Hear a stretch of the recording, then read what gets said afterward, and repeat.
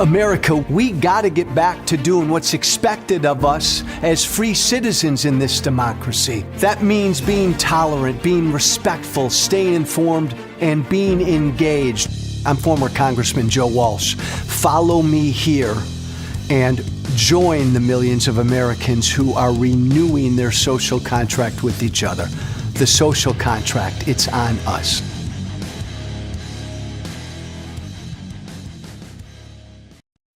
You recognize that face? That's Susan Rice, I could take all 30 minutes to do this, but I'm not. Former ambassador to the United Nations, former national security advisor, both under President Barack Obama, former domestic policy advisor for some time under President Biden. Come on in, and as you come in, hit those hearts. Pound those hearts. I think it does something to the algorithm, I've been told. Again, as you come in, I've been looking forward to this conversation with Susan Rice because I consider her to be one of the best, clearest, toughest minds and brains out there, all things policy-wise at home and abroad. Susan Rice. Susan, welcome. Joe, thank you so much. It's great to be with you. And it's great to be with you as a friend as well as a partner in crime. So thank you. And the context here is, even though Susan and I come from different planets politically, I'm living on Susan's planet now. And I've always been a fan of Susan Rice. And we formally met, I think this is right, campaigning for Kamala Harris last year in Arizona. That is absolutely correct. Loved it. Loved meeting you. Loved speaking alongside you. Fell in love with your husband. He's a great guy. That was a lot of fun. Come on in, everybody, and let's have a conversation with Susan Rice. Susan, I want to start with what has always concerned me the most with this guy back in the White House. I think he's everything our founders feared. I think he's a tyrant. I think he's an authoritarian. I don't know specifically how you've described what he's doing, but at a minimum, he and my former party are engaged in some authoritarianism. You've been around the world and you've dealt with authoritarian regimes around the world. Give me your kind of status on this rise of authoritarianism here. Well, Joe, I think sadly, we're seeing Trump and the administration take multiple pages out of the playbooks of authoritarians who were elected and then went about destroying the institutions and the guardrails that were the hallmarks of their democracies, and then launch on a road towards real authoritarianism. There's a reason why Viktor Orban of Hungary is one of Donald Trump's favorite people. Yeah. He is the sort of poster child for how to run this play. And I think many of the same tactics are among those that Trump is utilizing now, discrediting universities, demonizing and targeting the political opposition, bringing the private sector and legal community to heel, threatening to turn the force of the federal government against the people and his political opponents. But I think, Joe, the most instructive thing in my judgment is to listen to what Donald Trump himself says. Yeah. And listen to what people like Stephen Miller, who, sits on Donald Trump's shoulder whispering in his ear, have said as well publicly. I think people need to remember that during the campaign of 2024, when you and I were campaigning together for Kamala Harris, Donald Trump was very clear. He said, first of all, if you vote for me this one time, you'll never have to vote again. He also said that he was perfectly ready to use the U.S. military against what he called, quote, the enemy within, which is everybody and anybody who might disagree with him. And lo and behold, people are acting surprised when, he's taking steps in those directions. He's also been very clear that he's very willing to consider, ready to do the invocation of the Insurrection Act. Yeah. And then if you listen to Stephen Miller, he has said at various times that the Insurrection Act, the imposition of martial law, and the suspension of habeas corpus are all on the table. And so I think we have to take these people at their word. And when you look at how their actions in a very short period of time, and not just back that up, but raise the stakes on that, and then we're in a very serious place, and that's what I think we are facing today. Susan, what I've got my own theories, but like, what is behind his expanded use of the military on our streets? The National Guard, he sent the Marines into Los Angeles a few months ago, these masked ICE agents, but this look of and presence of like military people on our streets. What do you think's behind it? Well, I think there's several things behind it. First of all, to intimidate and to quell any expressed opposition, whether peaceful or otherwise. Secondly, perhaps to provoke. Actually, I wouldn't say perhaps. I believe to provoke. Yeah. And to try to get, whether it's in Los Angeles or Chicago or Washington, people angry enough and scared enough and harassed enough that they resort to actions that give this administration a pretext Okay. to use force and to escalate. I also think that, Joe, you have to consider that this is about creating, lulling people into a sense of normalcy, that it's normal to see military on our streets, which of course it isn't. It's normal to see ICE agents and CBP agents in masks, which of course it isn't. And so that when the time comes that Trump views it as being in his interests of preserving his power and expanding his corruption, to do so, that he employs military forces and federal agents at a much greater scale. And that could be used to interfere with elections, intimidate people from going to the polls, or create a pretext for a broad-based state of emergency that could lead to the suspension of the rights I described. Susan, you in your career, you've been in countries where it's normal to see the military on civilian streets. Why is that? Why is that? Here's a softball, but like, I want people to understand this. Why do authoritarian regimes do that? It's just to maintain absolute power and to prevent any opposition from gaining any traction. It's classic. Yeah. And it often turns violent. I mean, a good case in point, people I'm sure are not paying much attention to, but look at what's recently happened in Tanzania. Yeah. Tanzania had a democratically elected female president, one of the few women leaders in Africa. She was running for re-election, orchestrated a complete sham election where she claimed to have won 97, 98% of the vote, made it impossible for opposition candidates to run, and then turn the military forces and the police forces against civilians and killed many Gen Z protesters. Yeah. So and that's not the only example, but that's a one that's very recent. I've said often, I think maybe one of the biggest failures of the Trump years is a failure of imagination, like at 9/11, the 9/11 Commission.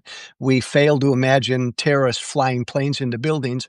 I think we've failed to imagine how far Trump would go and how bad he'd get. And here we are 5 years after he tried to overthrow an American election. And there are still people, Susan, who think that he might not try to mess with the midterms next year, which I just find to be so naive. Well, I agree. I mean, he's already messing with the midterms. This whole redistricting gambit which is, completely outlandish, is one example. His efforts to basically eradicate the election support apparatus in the Department of Homeland Security and Yeah. install a crazy Jan 6th, stop the steal loyalist. Um, the effort to steal from states or demand from states voter roll information and the particulars on individual citizens. All of these are part and parcel of an effort to at least give them the tools to mess with the midterms in many different kinds of ways.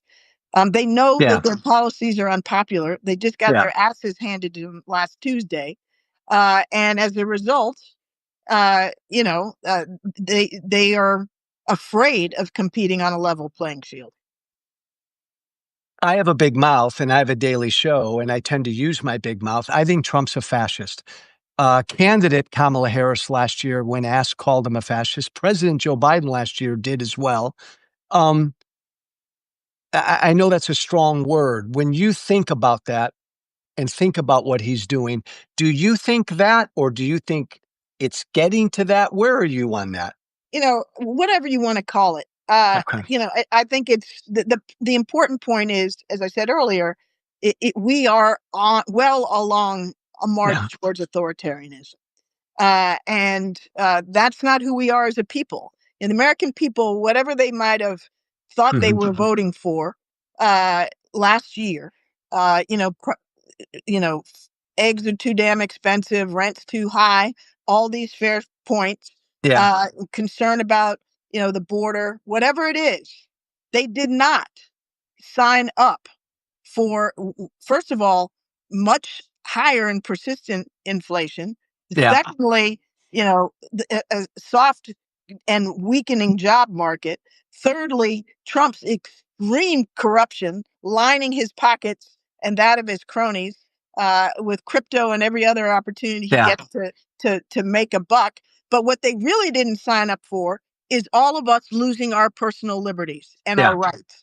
And Yeah. what's happening, Joe, today is you can be a American citizen and look just like you Mhm. and be in your car driving down the streets of Chicago, minding your own business, or maybe filming ICE doing something that is of concern, which is your absolute right.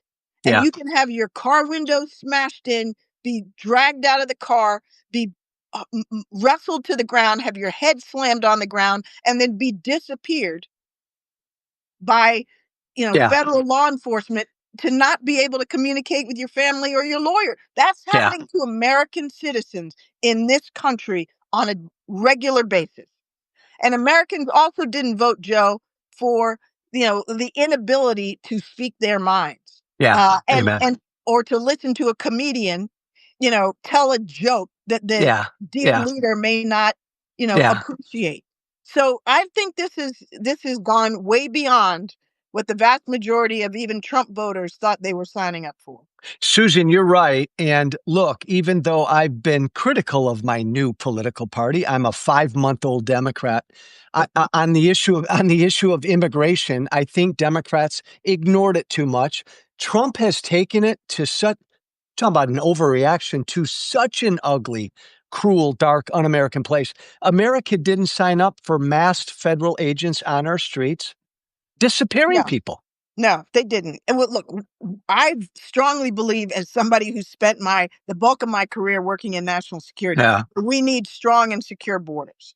But I also believe, and we have to do what it takes to ensure we have strong and secure borders. Hmm.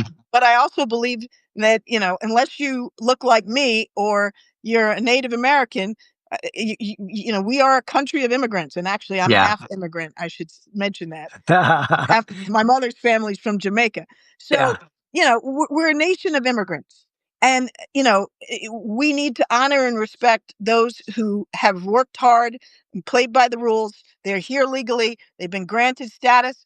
And those people, too, by virtue of looking, like an immigrant, are having their rights violated on a daily basis. So, I think people make a big distinction between the worst of the criminals Yeah. whether Yeah. they are undocumented or, American citizens. We need to deal with those who are legitimate violent criminals. That is a very different thing than going after grandmothers and going after children and, flying Black Hawk helicopters into Yeah. Chicago Good apartment God. buildings. Yeah. I mean, it's just insane. And I think people, what people need to understand, Joe, which I know you do, is if nobody has rights, if they Yeah. can take anybody off the street, Amen. regardless of whether they have citizenship or not, regardless of whether they're here lawfully or not, and disappear them and hold them and move them and keep them away from their lawyers, that can happen to any one of us as Americans. And that, to me, in many respects, is the most alarming thing going on. Agreed. And I think, I don't want to say it's a good thing, but I think like, because of what he's doing with ICE, Americans who don't pay attention politically as much as you and I do, they're seeing these videos.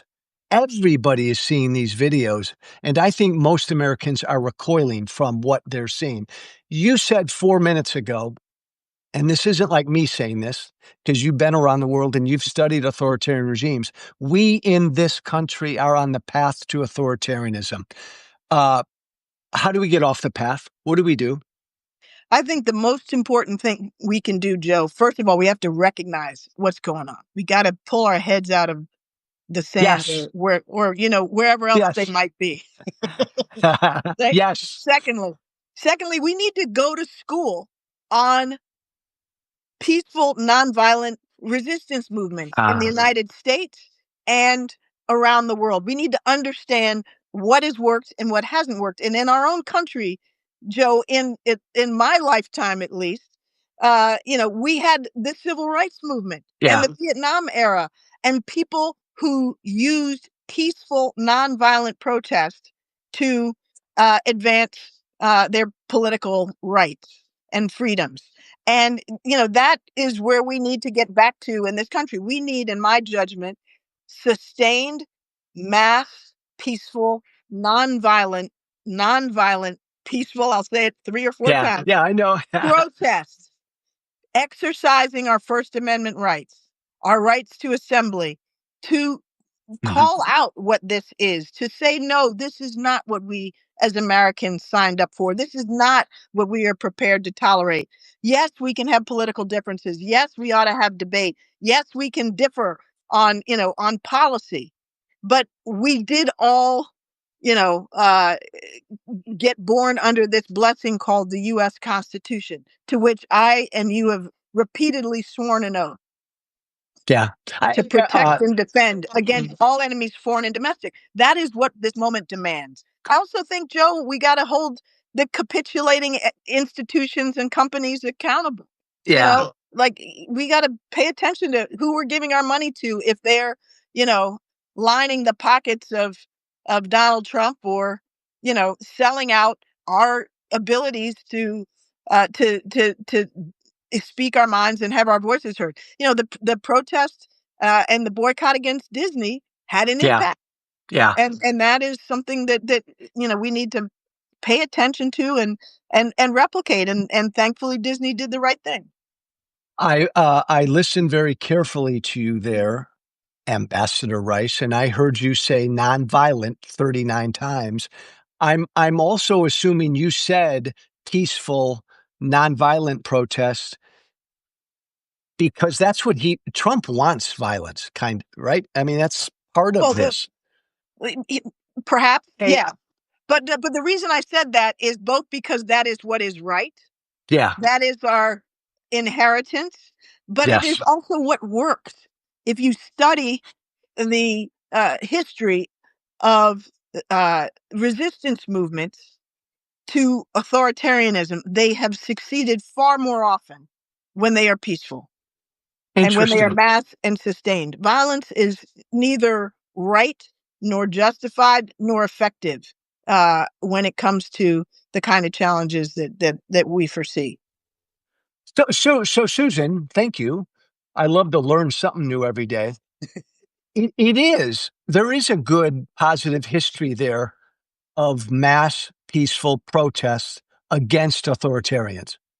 Yeah, and for our basic rights. I mean, Yeah, you know, my I was born in 1964, uh, in at the height of the civil rights movement. yeah, And I inherit a legacy, as we all do, of people of all races, of all backgrounds, being willing to stand up and say, no, we're all human beings in this country of equal worth and dignity, and our laws need to reflect that. That was it was a freedom movement, and that's in effect what yeah. we're in need of today.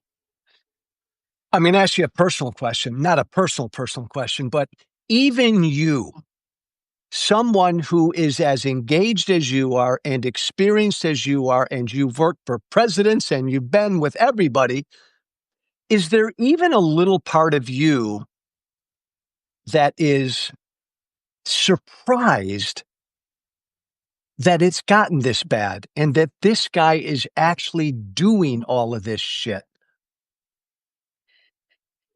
Yes and no. Yes, in the sense that it has happened with enormous speed and with, Yeah, virtually no resistance from yeah. any of the institutions that you would expect to see it from, and that Congress Congress. has, rolled over and played dead.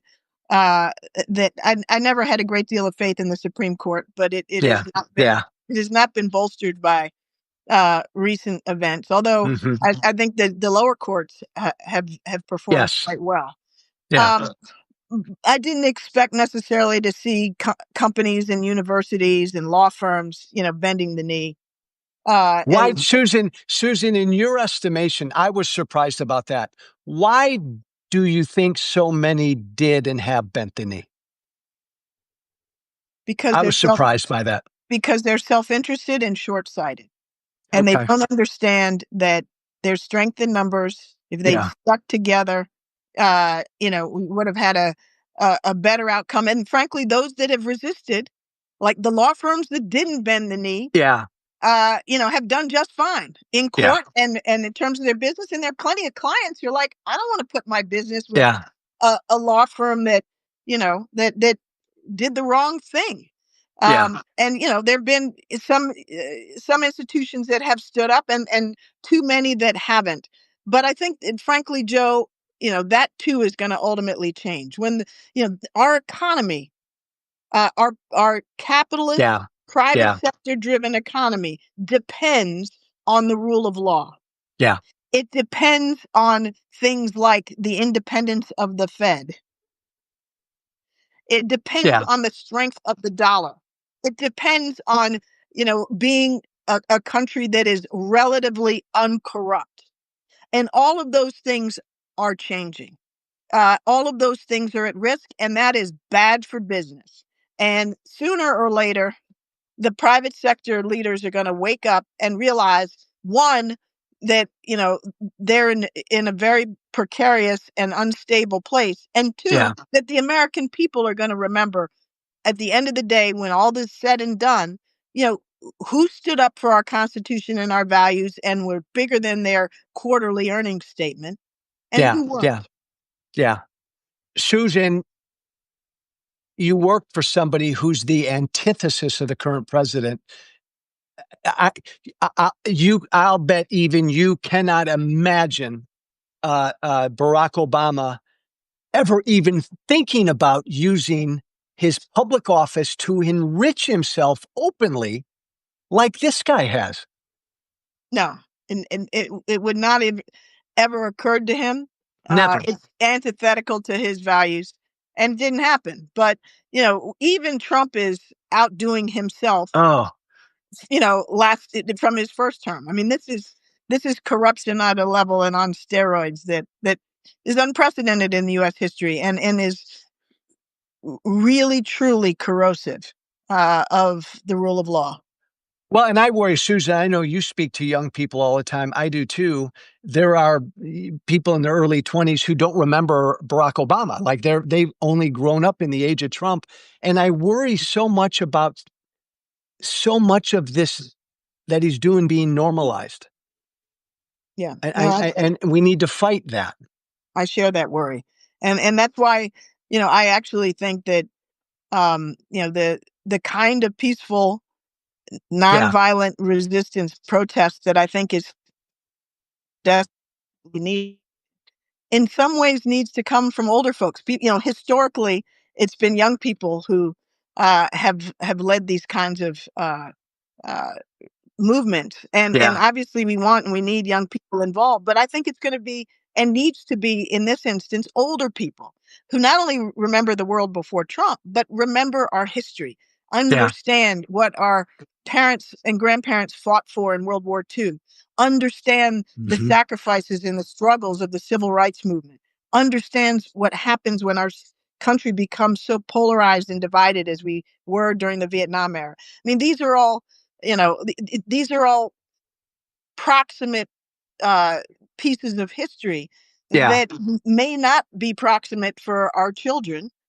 but definitely are within our memory and our grasp. And I certainly feel, as somebody who benefited enormously from the sacrifices of the people who, marched across the Edmund Pettus Bridge, and showed up for the March on Washington, and sat in on the lunch counters in North Carolina, and the Rosa Parks who refused to give up her seat on the bus. All those people, sacrificed, were beaten, were imprisoned. Some died for our freedom, and not just my freedom, for all of our freedom.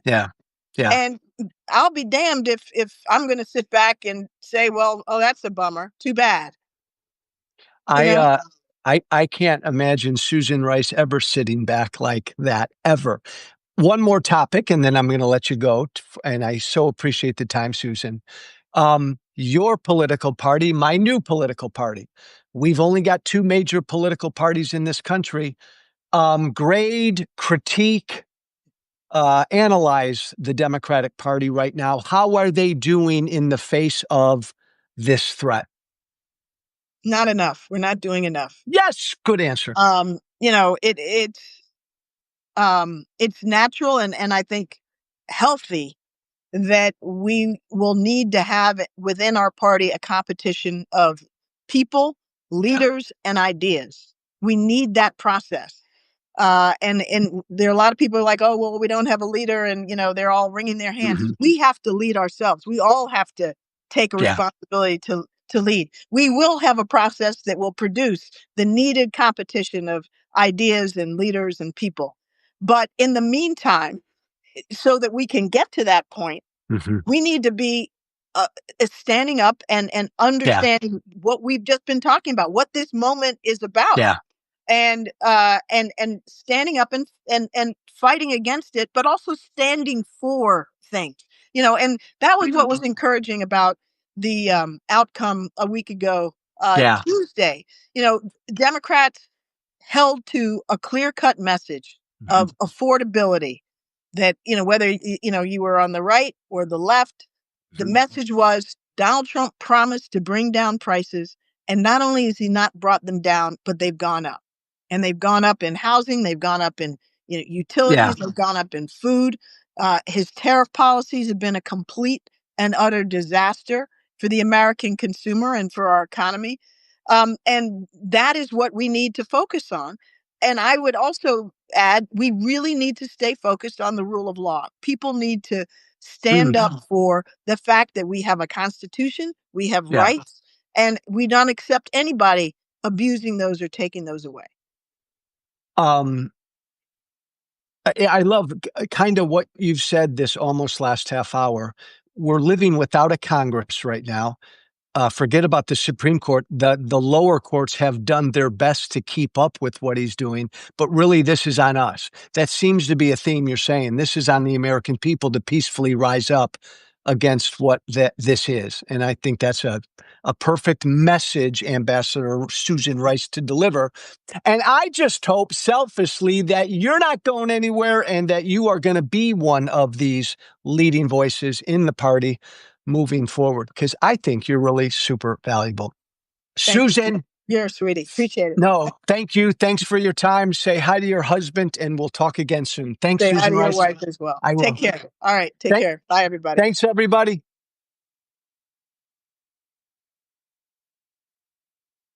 Thank you for listening. Remember to listen, share, and follow The Social Contract with Joe Walsh on Apple Podcasts, Spotify, and everywhere great podcasts are found. And be sure to leave a 5-star review. This has been The Social Contract with Joe Walsh.